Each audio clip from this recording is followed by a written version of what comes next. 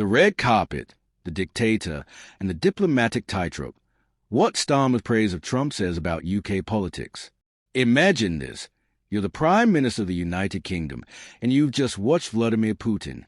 Yes, that Putin get the red carpet treatment in Alaska from none other than Donald Trump. The world's media is watching. Ukraine is still under attack, and your phone is buzzing with news alerts and diplomatic texts.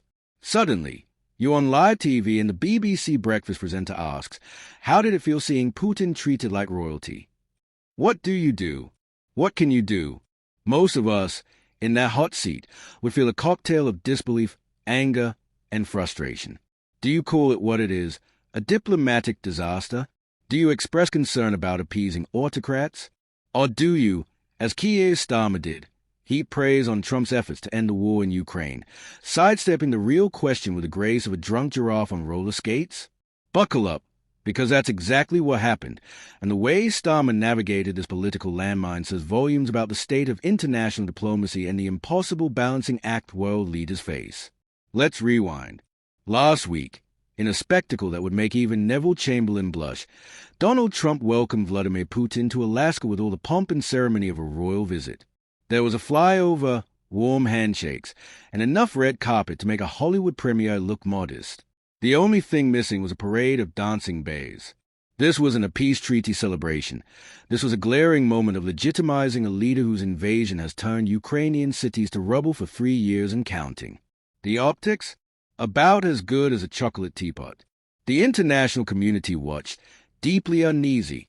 Ukraine's President Zelensky was conspicuously absent from the festivities. It was a diplomatic tableau that would make even the most seasoned ambassador squirm. So, when the BBC's Louise Minchin or whoever's on the sofa these days leaned in and asked Starmer for his personal reaction, it was one of those rare moments where a politician has a chance to speak candidly. Instead, Starmer chose a path of least resistance, or maybe greatest caution. He said, well, I support President Trump's efforts. For those fluent in political euphemism, this is a masterclass. It's the diplomatic equivalent of being asked your thoughts on your neighbor's house burning down and replying, well, I support the fire brigade's efforts. Technically correct, but spectacularly missing the point. What Starmer's answer really reveals is the impossible tightrope European leaders must walk. Criticize Trump's approach too harshly, and you risk isolating the UK from its most powerful ally at a delicate moment. Stay silent on Putin's red carpet welcome, and you look weak and complicit on the global stage. It's realpolitik at its most uncomfortable. Sometimes you have to smile and nod while uncomfortable truths play out in front of the cameras. Meanwhile, as Putin basks in the spotlight, Starmer jetted off to Washington for what he described as a breakthrough summit. Picture the scene. European leaders clustered around Trump like anxious relatives at a fractious family dinner, all nervously negotiating how to handle Uncle Vladimir, the perennial troublemaker. Macron looked perpetually concerned. Meloni kept her cards close. Poor Zelensky, whose country is literally being invaded, was forced to play nice while his aggressor was fate elsewhere. Starmer declared the talks good and constructive, which, in diplomatic code, means nobody stormed out and slammed the door. Starmer highlighted two apparent breakthroughs: security guarantees for Ukraine and the promise of direct bilateral talks between Putin and Zelensky. On paper, these are important steps. Security guarantees sound reassuring. Direct talks could, in theory, lead to real progress. But here's the catch. Putin has shown about as much respect for international agreements as a toddler has for clean white walls and permanent markers. The central issue isn't just progress or outcomes. It's a legitimacy conferred by a red carpet and a handshake. If you were hoping for a flash of honesty or outrage, you'd be disappointed. Starmer's response was factually accurate but emotionally vacant. It's like being asked, how do you feel about bullies? And replying, well, I support anti-bullying initiatives.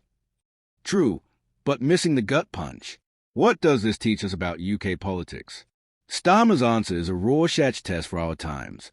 Is he playing the long diplomatic game, protecting Britain's interests while quietly working behind the scenes? Or is he too cautious, failing to call out the red carpet rollout for the dangerous spectacle it is? The truth is, Starmer, and every European leader right now, is caught between a rock and a hard place. They are trying to maintain crucial alliances while Putin continues his illegal war. It's diplomatic chess, but sometimes the pieces seem made of jelly. So, as we watch this messy reality unfold, remember, behind every carefully worded soundbite is a leader trying to keep 100 plates spinning while the world lurches from crisis to crisis. Whether these breakthrough talks lead to peace or just more photo ops remains to be seen. What do you think? Is Starmer playing it smart, or should he have spoken out? Drop your thoughts below, because in the world of British politics, the next controversy is always just around the corner. And trust me, there's never a shortage of material.